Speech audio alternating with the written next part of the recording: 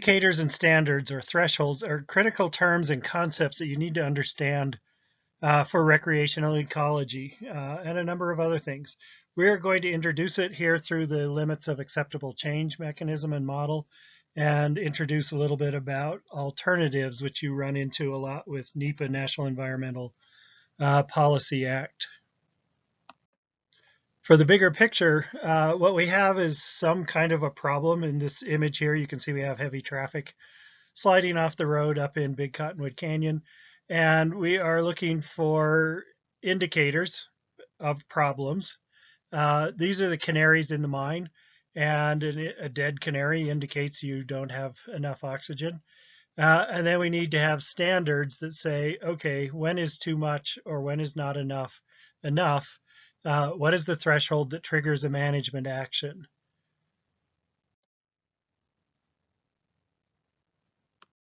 In recreational ecology, we are looking at the effects of humans generally on the environment. And yes, just being there has an impact. So just showing up has an impact, whether you just stepped on an ant. Impacts can be pretty minor, but we are concerned about them, and they always happen. However, before we get to indicators, standards, and limits of acceptable change, we need to see how we develop some of those standards and indicators. So here's a graph. Graphs can be more helpful than paragraphs. So do spend some time looking these over, deciding whether they're important enough to spend even 45 minutes on. So bottom left here is the labeling, figure 6.1, chapter 6, figure 1. This is the development of a norm curve. Then we want to look across the x-axis across the bottom there. Can't read all of it. Number of groups being encountered along a trail in a day. And then on the y-axis, if you ask somebody how acceptable is that? So we have both negative and positive in acceptability with a Likert-like scale.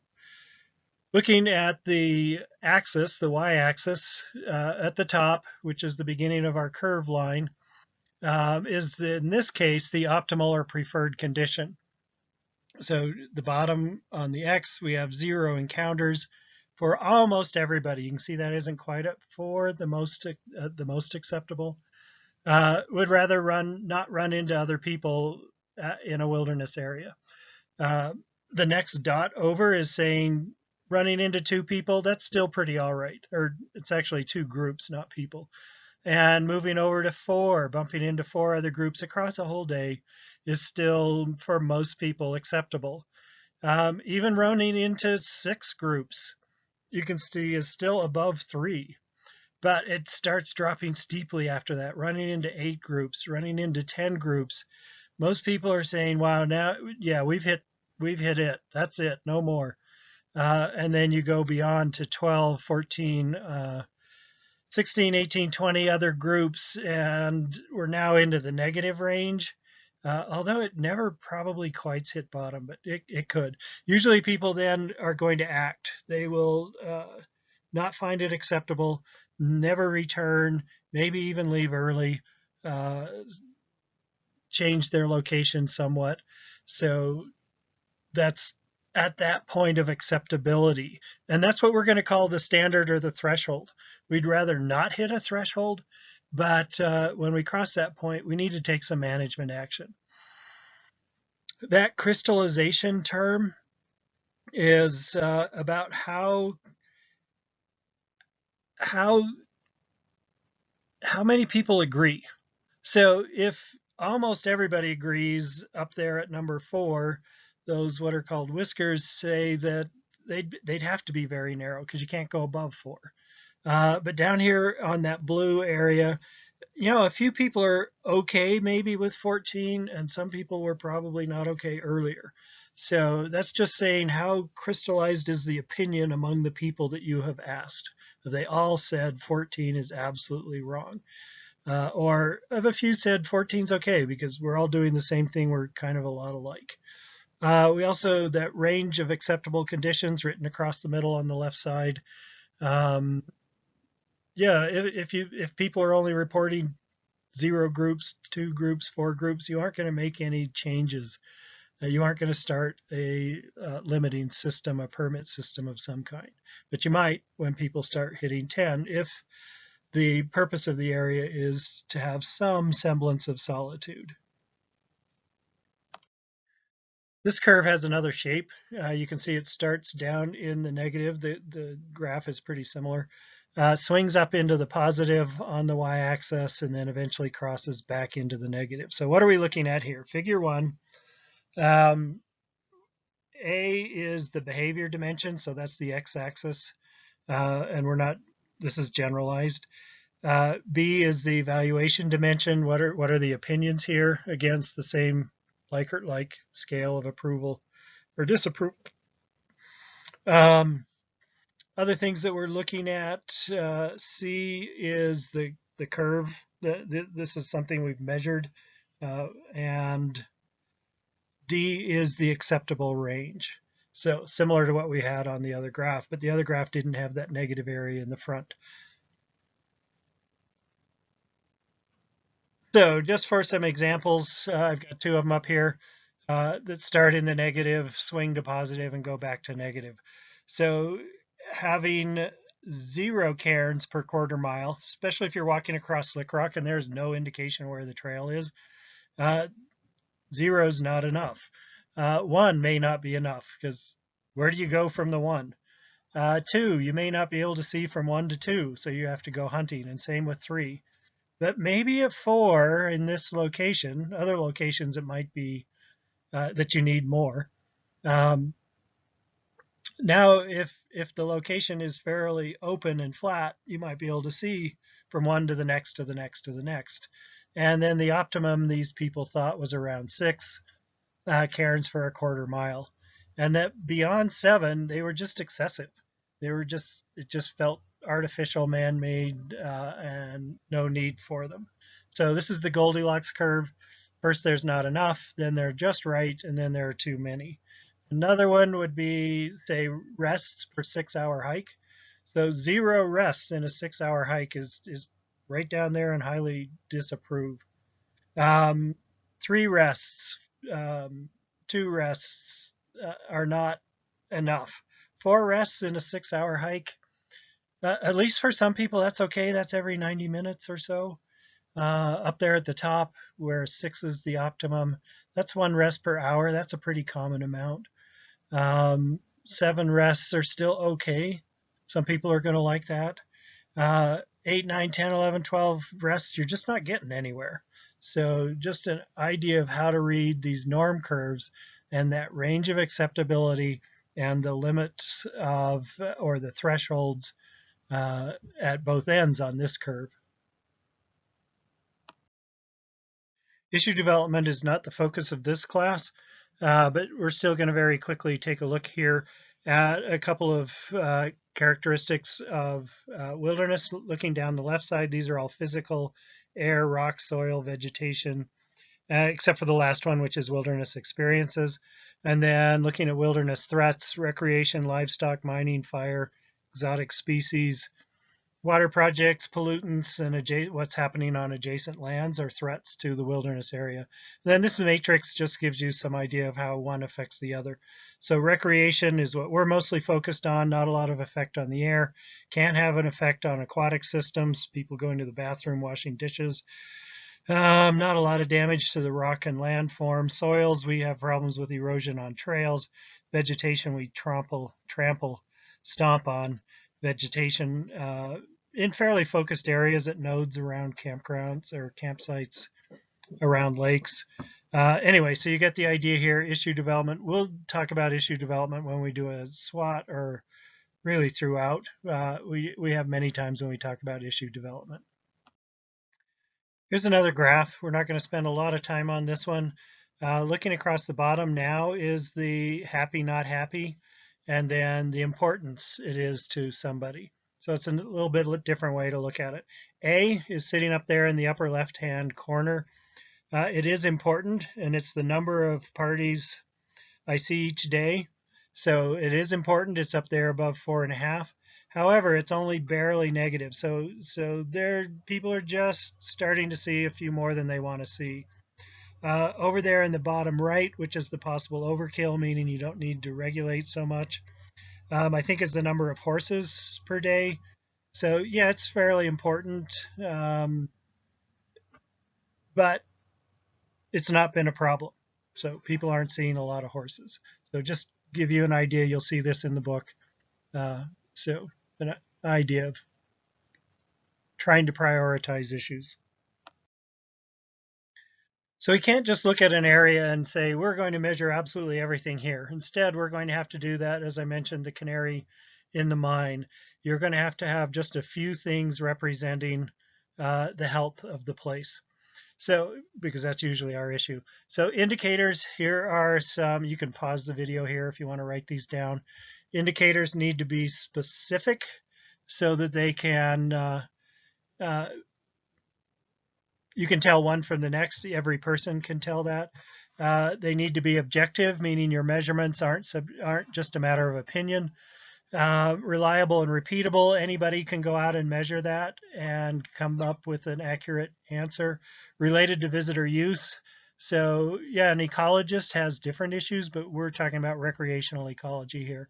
Is it sensitive? Does it change fairly quickly with use? Or does it take a long time for something to change? Is it something we can do something about? That's the manageable. And is it reasonably easy to measure? And does it matter? Standards. So this is our threshold. When we cross this point, we need to take a management action. So standards, it's a good idea if it's quantitative. It's good if it's time and space bounded. You've seen the ones that we've had so far are, within a day, not throughout a whole trip, because everybody's trip is a different length, but a day stays the same. So how many people, how many groups do you run into uh, uh, in a day? Expressed as a probability, that's kind of giving the idea that, part of the time it's okay to go over on a weekend or on a holiday weekend, the 4th of July. Yeah, you're going to exceed your standards. So you're going to want to say something like, this is our threshold 90% of the time. Standards should be impact oriented. Just the number of people by itself is just a substitute really for uh, any damage that they might be doing. And are our standards realistic? It's pretty easy to go too high or too low. Oh, this is a graph. This is one that we can use to fill out, helping us decide if our indicators are of good quality. Our first one to guess at, number of parties per hour. That's pretty specific. We can count that. It's objective. We can see it. It's not a matter of opinion. Everybody who's there will count the same number. It is related to our use. It's sensitive. It changes by the day, by the season. Is it something we can manage? We always hate to, but yes, we can. Efficient and effective to measure. You can even put cameras out there. Is it significant? Yes, that's something that people complain about. In contrast, feeling good. Well, it's none of those really. It's not very specific. Everybody has a different idea that is objective. Reliable and repeatable, related to visitor use, sensitive, manageable. Yeah, you can see it doesn't work. And going down here, indicator 4. So we now have the trail we're looking at, and very specific, muddy feet per mile. It's objective. Well, actually, even mud is somewhat subjective. Damp versus mud versus standing water. Okay, reliable and repeatable. For the most part, you're going to get the same numbers. Yes, it's related to visitor use because lots of people don't like to walk through mud, so they create new trails, killing more vegetation. Is it sensitive? Yeah, it can grow back quickly, and it gets destroyed quickly, the vegetation. Can we manage it to a great degree if we have enough people to go out there and do the shovel work? And it matters. All right. In contrast, knee pain per mile, it's pretty objective. So anyway, on down the line. You don't need me to run through each of those. Looking at 3 different social norms, human waste, the one starting at the top left, uh, with the impacts growing to the right. Yeah, it doesn't take a whole lot for there to be an impact. The next one down, which is the dark solid line. These are people's opinions on fire rings. 40% of people like to have fire rings. Eventually, you get too many and the impacts grow.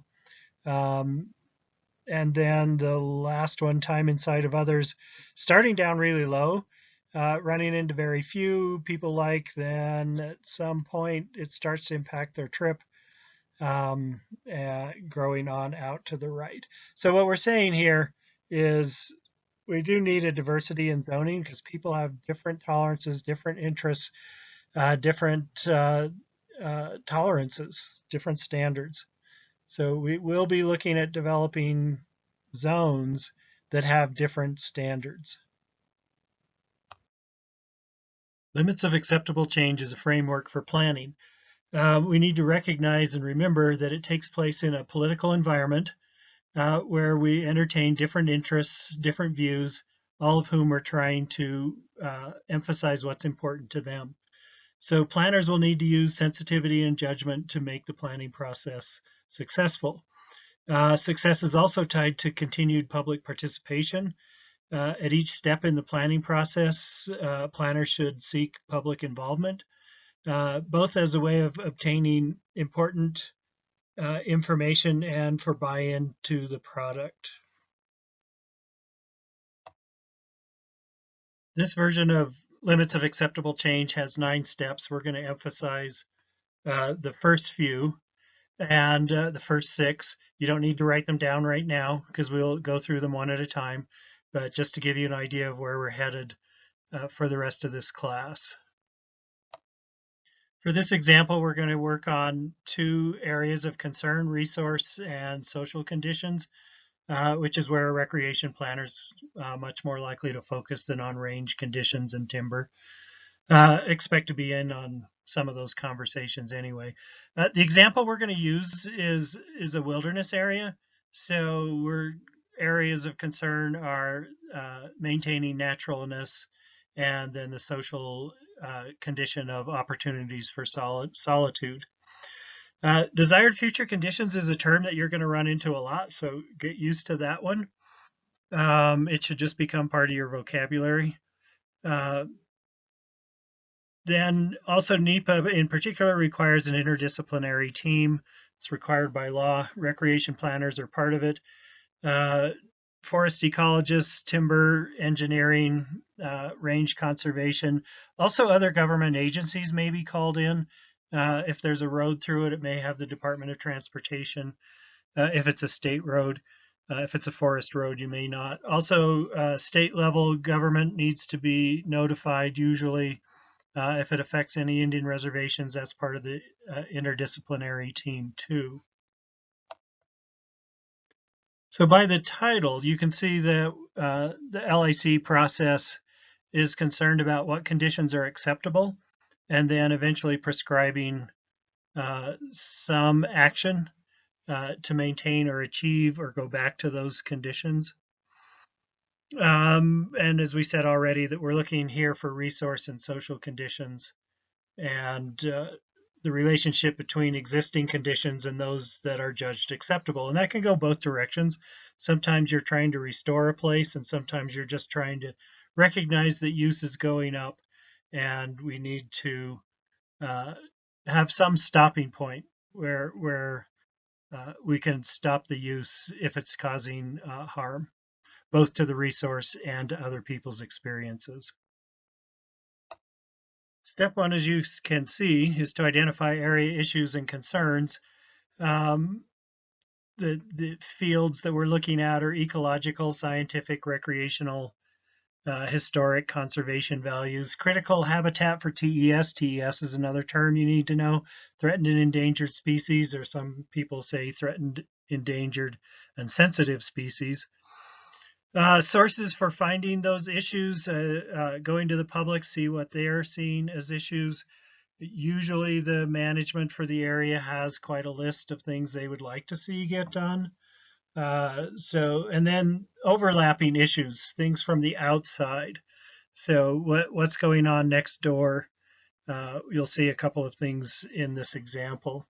And then are there big regional national issues that you are seeing develop or that you're trying to fit in as part of that jigsaw puzzle of regional and national areas? So looking at dividing, identifying area issues and concerns into purpose, process, and product, we'll do this with each of the steps. The purpose we've already mentioned is that you are coming up with the issues of concern. The process will be going to the public. It'll be going to your own teams, looking at politicians, what do they see, what policies have been set in the past, what's going on in the region, and then the product is going to be a write-up in this case, talking about the special opportunities and problems requiring special attention. Our fictitious example is, well, I'm going to read it to you. It's 6 or 8 paragraphs long here. Here we go. Imagination Peaks Wilderness is well known regionally, but less so nationally. It's one of 8 wildernesses in the region, 2 of which are less than 100 miles away. One of the close wildernesses is smaller and mainly used by summer hikers. The other nearby wilderness is larger but has fewer lakes and is more lightly used, with moderate hunting and horse use. This wilderness, Imagination Peaks Wilderness, is a medium-sized 75,000 acres and receives a fair amount of use. Last year, reports showed 50,000 RVDs, which are 12-hour recreational visitor days, largely due to visitors from a medium-sized town of 35,000, as well as a college town of 85,000 within an hour's drive of Imagination Peaks. One large city of 200,000 is located about a 4-hour drive away. In summer, recreational use is concentrated on the western end, which receives about 70% of the visitor use, 80% of it by hikers. During the fall, in contrast, the combination use shifts northeast, with increasing use by hunters pursuing the fairly large elk herd. About half the fall visitors use horses. The summer use concentration on the western side is primarily the result of scattered lakes, most containing trout. 2 lakes offer good fishing for California golden trout. Compounding the problem of concentrated use are the easy access routes to these 2 lakes. Cliff Lake is only 2 miles from the trailhead and Granite Lake is 4 miles. Imagination Peaks has 3 legally licensed outfitters that use horses and mainly operate in the fall. There is some concern over illegal outfitter use in the northeast portion of the wilderness. Additionally, 2 valleys on the eastern side are critical habitat for the endangered russet-toed ferret and threatened plant, the furtive phlox, neither of which are found elsewhere in the region. A new fire management plan calls for fire resuming its role as an important natural ecological process, mainly as a result of past suppression in fire activities. The wilderness is extremely trailed, but some valleys and a few lake basins lack trails that are in essentially pristine condition.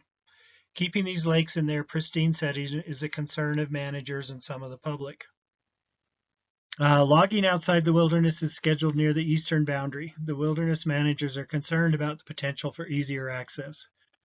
Public input has identified increasing use and crowding as a problem, especially on the west side lake basins. Some of the public feel that persons with a purist concept of wilderness are being displaced by the growing use. Displaced is another term that we use a lot. Okay, management historically has been light-handed and indirect in dealing with problems because of concerns of more regulatory techniques. Step 2 sounds really quick and easy, but I've seen this take months. Step 2 is define and describe opportunity classes and subclasses. Well, the main recreational opportunity class for this is primitive and then wilderness. But even within a wilderness, you'll have areas that you allow more use and others that you discourage use, not putting in trails and things like that. So we are choosing words here. Words are loaded. They always carry messages. So this can turn into quite a struggle. Forest Service has mostly avoided this lately, and they will just give it 5 as wilderness, 0.1, 0.2, 0.3. for more or less allowed use.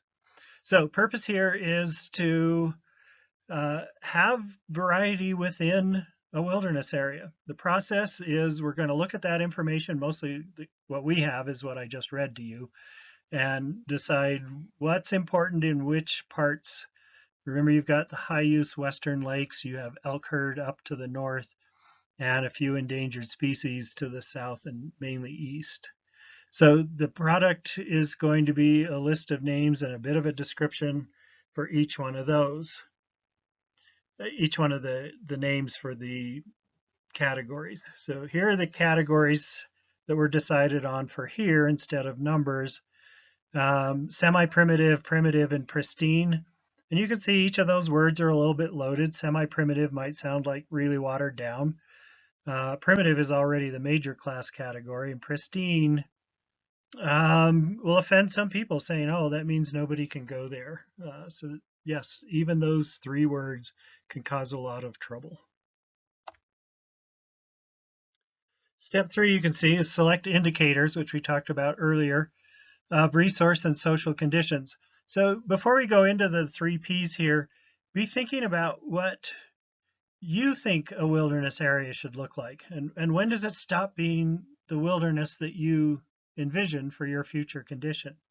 Have we already crossed that line in some places, like those western lakes? Or do we need to just set up conditions and say, okay, once we pass this point, we need to start doing something, whether that's regulate use, harden the trails, a number of management choices.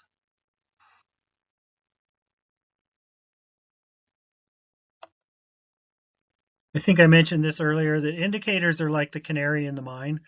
They really are indicating if they die or stop chirping. Indicators of low oxygen. The birds themselves are just a substitute. They aren't an actual measurement of oxygen. But miners of old, that's what they had instead of a monitoring system. Our purpose is going to be to come up with these things that we can observe and measure reliably that indicate to us that this is still a functioning wilderness area, both for the wildlife and the trees, and for the people who go and visit it. So purpose, we need to identify specific variables that we can inventory. And through those, when we hit some limit, what eventually we're going to get to what management actions are needed. So the process is, once again, go back through the story, go back through our categories, because we've defined how each one of those categories should look different from another, and pick a few. We can't monitor everything. So our product for this is a list of measurable resource and social indicators, things that are quantifiable. And for this study, we're going to keep it really short, and we're just going to do social factors of solitude, and then also a little bit about campsite conditions and trail conditions. When you're on the trail or in the campsite, what are you expecting to see and hear, especially from other people? Remnants showing that other people have been there. How close, how crowded, how much vegetation loss do you think is appropriate? Or what is your desired future condition for trails, campsites, and people? Our left column is a list of factors or issues that we came up with back in number 1, step 1. For us, it was the reading of the description of the Imagination Peaks Wilderness. And our questions here are, what is the desired future condition for solitude while on the trail? What is the desired social condition for solitude at a campsite? Resource conditions, what should the trails look like? And then what should the campsites look like? So indicators for social while traveling, indicators for campsites for traveling. What do you think should be there? Are we going to be counting people? Are we going to be counting groups? Are we going to do it over days, over time? So let's take a look at what they chose for this example. So for social solitude while traveling, number of other parties met per day while traveling. So that's something that we can count. It's reliable. Anybody who does the count can do it, sit there in a spot. We could set up a camera that clicks a motion detector with a camera. And then campsite solitude, number of other parties camped within sight or sound of your campsite per day. So you'd have to run around checking every campsite and see what other campsites can be seen. All right, resource conditions, trail conditions. Now we're talking about the physical trail, not the person traveling on the trail.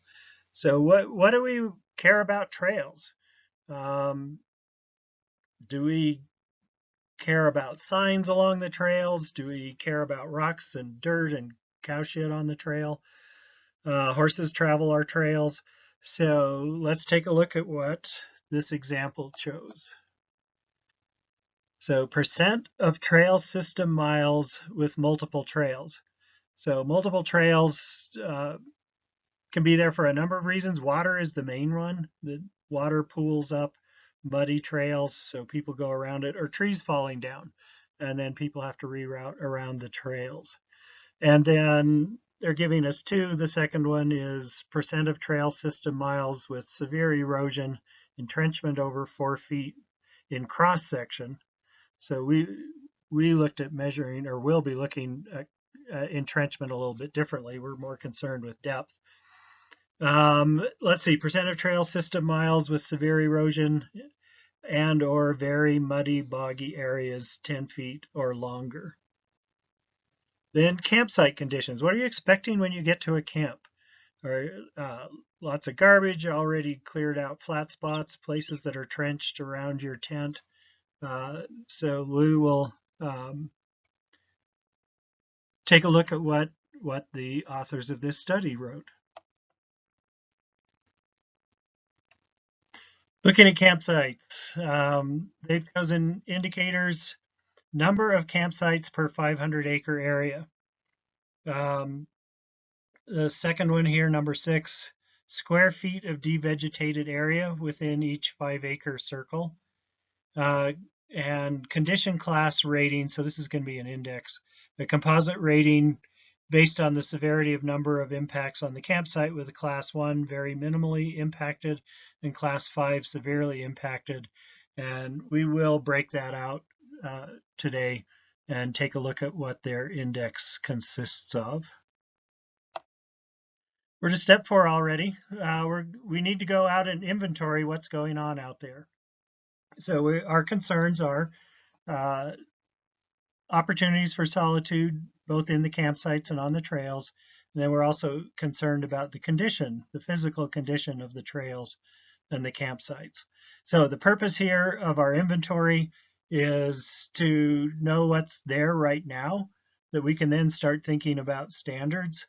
And then when we see what's there now, we might get an idea of how to subdivide that pristine, primitive, and semi-primitive set of guidelines that we're developing too at the same time. So the process is an inventory of conditions and put those on a map. So the product is creating that map after all of the inventory. You'll also have tables of data with that. These are great summer jobs. I had a number of these long ago of going out and doing trail surveys and area surveys and asking people what they thought of the social conditions. This next table is the tally from an inventory. So some Forest Service person went and camped out in the area and spent some time or long day hikes out and back. And at the end of their study, we get this table that's coming up. So looking top left of these tallies of campsite encounters per campsite group. So you'll see the the grouping system that they used. It was campsites that were within sight and sound of each other. Makes sense. That first left-hand column, number of encounters possible, you could have 0 encounters, and 5 was the highest that they had. So that's what's there on our left column. Down the center, the number of times that was tallied. So the ranger, whoever went out there, must have gone out 36 times, looking at the tally at the bottom. So 0 other encounters was 19. That sounds pretty good. Encountering just one other party happened 10 times, and then you can read on down through there with number 4, and then change to percentage. So 53% of the time they encountered no one, 28% of the time they encountered one other party, and then you can read down through that. The right-hand 2 columns seem to be telling us that the average number across all campsites, across all seasons, so grouping a whole bunch of those first 3 columns together, that the most common was number 3, of running into just one other party in a campsite or in a large grouping of campsites. Thinking about resource conditions at the campsites, they gave it a quick class series set, 1 being very lightly impacted and 5 being heavily impacted. And it's an index of a number of measurements, particularly loss of vegetation. And then the number of times that these were tallied. So 1 campsite was in condition 1, which is one that would be hard to even find and call it a campsite. Condition 2 was found 5 times. Condition 3 was assigned to 9 places. Condition 4, so getting more and more vegetation loss in particular, 5, and none of them rated up to index class 5, the most severe condition. Mapping it out can sometimes make it easier to understand. So here we are. This is the inventory map that has tallies written onto it. It's a summary, and you can see the trail wraps around the east side, north and south too.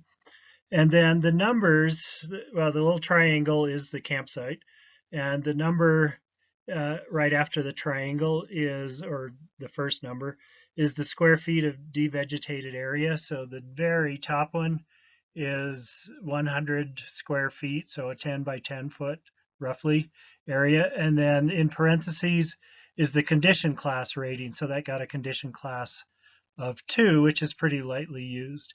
If you go to the left side of the lake, there's one that has 0 devegetation, and gave it the classification of a 1, so the least affected. And you can see it's over there by itself.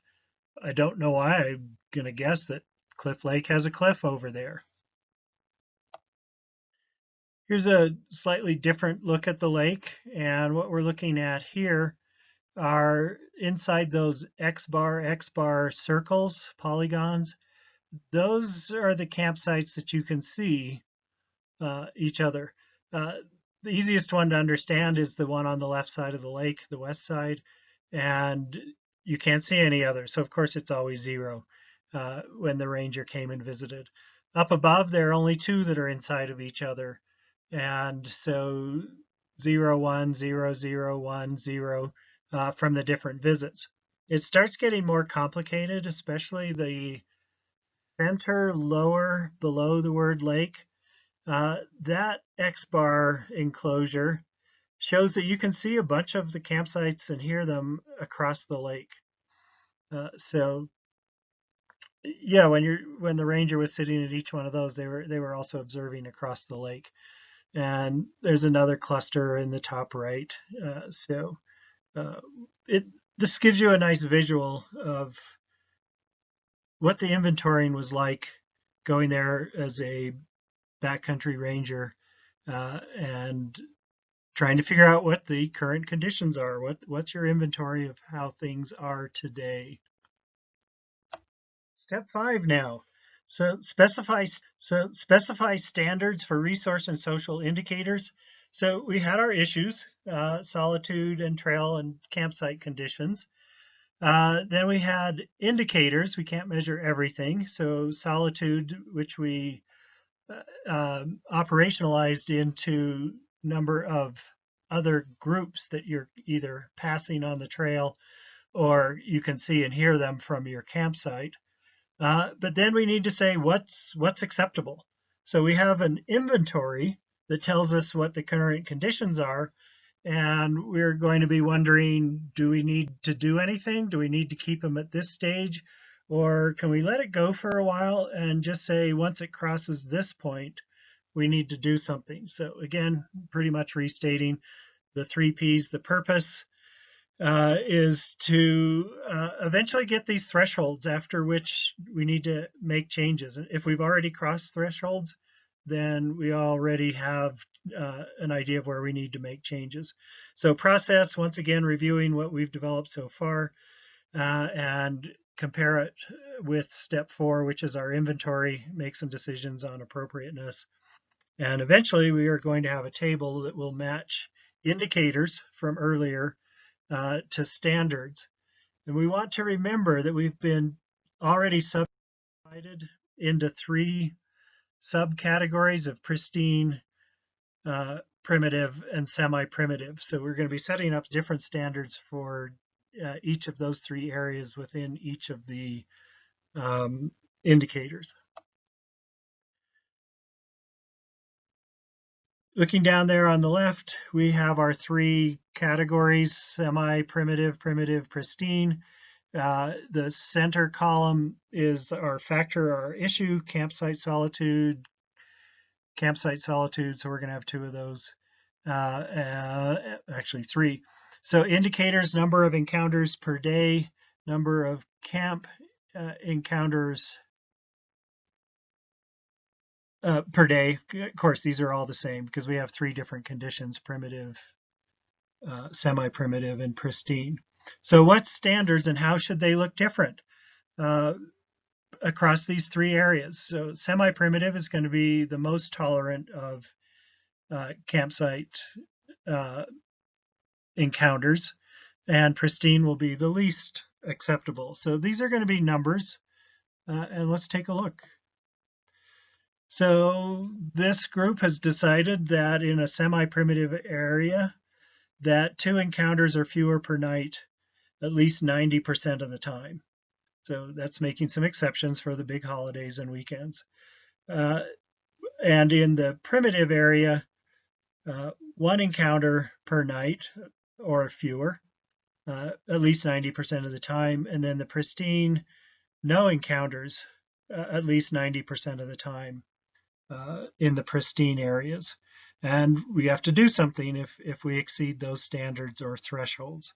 Then the bottom half, again, we have the 3 categories: semi-primitive, primitive, pristine, the campsite factors, campsite conditions, and the indicator is camps per 500 acres of devegetated area.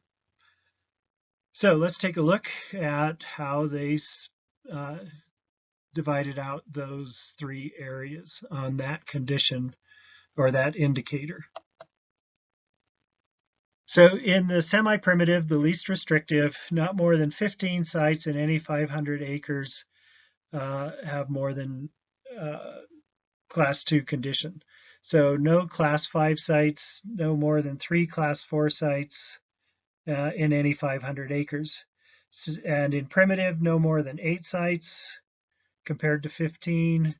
And then in pristine, no more than 2 campsites in any 500 acres that are in class, and no class 4 or 5 sites in the pristine areas. Otherwise, we got to take some kind of management action, either reduce the number of people who go in there, close campsites, let them recover, some kind of action that we'll be talking about later in the semester. Step 6, identify alternative opportunity class allocations reflecting area issues, concerns, existing resource, and special conditions. So we have this theoretical idea that we have a distinction among semi-primitive, primitive, and pristine, and then each one of those has its own set of standards for the indicators. And so step 6 is to now apply those across our map of the whole wilderness area. And you will see that our product down here is going to be a map, and it's going to have polygons, and they will be labeled either semi-primitive, primitive, or pristine. I'll explain what I want you to do before you pause the video here, but this is the map they've chosen, or the way they've chosen to divide up the larger wilderness area. You can see over there on the west side that Cliff Lake and Granite Lake are in zone 9. These are just numbered clockwise, starting top right and wrap around. So there's nothing special about the numbers. So I want you to pause the video here in a moment and draw roughly, doesn't need to be very accurate at all, this map twice, just on a piece of paper, and number your polygons, your subunits, because what I want you to do then is eventually go and think with 2 emphasis areas. One of them, this is why you need 2 maps. You're going to be labeling which ones you think fit or should be pristine, which one's primitive, and which one's semi-primitive. But I want you to do 2 maps because I want you to have 2 different emphasis in mind when you do this map. And these will become alternatives that then you would present to the public and say, which of these 2 alternatives would you prefer? And I want you to draw one map emphasizing recreational experiences. So your focus is on getting people out there. And then I want your second map to work on ecological priorities. So now we're thinking about where's the elk herd, where's the fishing, where's the heavy use already, where over there on the east side are the endangered species. So things from what little you can remember. How you would put the pristine, primitive, or semi-primitive differently, depending on your emphasis. And then, in the end, after you've labeled both sets of maps, sit there and compare and see how many pristines you have for recreation emphasis versus how many pristines you would have if ecological situation is your priority. Okay, so go ahead and pause the video here, draw your maps, label them, and tally up how many each emphasis has in pristine, primitive, or semi-primitive. So you should have your 2 maps and your tally. And here's what the team from the Forest Service who created this exercise. So you're going to want to pause this again. The center one is their recreation oriented, and the bottom right one, hopefully you can see all of it. I think you can, is their environmental emphasis map. So please pause the map here. Make comparisons of your maps to their maps. Phew, we are almost finished now, because I'm going to go very quickly on these because these are for later classes. Step 7, identify management actions for each alternative. Yeah, we're going to spend quite a bit of time on these, so we're moving on. Step 8, evaluation and selection of a preferred alternative. I want to make sure you have this concept. You typically present a selection of alternatives, a set of draft alternatives to the public, and then show which one is your preferred alternative. And then from the public input that comes after that, and other state agencies and so forth, then you put together a final proposal for the final project. So you may end up shifting things around. It will probably end up looking something in between what you thought of as a recreational emphasis and an environmental emphasis, according to what the public said. And sometimes the public comes up with brand new things. So that's part of NEPA. you will run across this idea of alternatives, preferred alternatives, primary alternatives, secondary alternatives, no action alternative, to be talked about on another day. But here's a quick heads up saying that these important things are coming in your lessons. And then implement and monitor. So again, these are going to be things that we talk about throughout 5420 in particular. So thanks for watching this. There's the quick 9 steps. If you need them, pause your video here. I'm not going to hang here very long.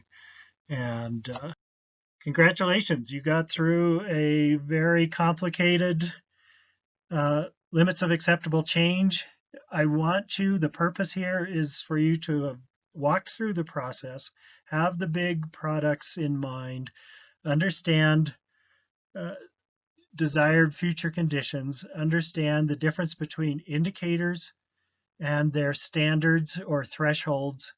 And because even in the Forest Service right now, the Wasatch Cache National Forest, they have indicators and they say that our forest is doing fine, but they don't have any thresholds. They don't have any standards. So it's really just best guess. So these are concepts that could be part of your future if you start working anywhere in land management. I was going to say here in the Wasatch, but I really think it's anywhere. All right, that's the end. Thank you.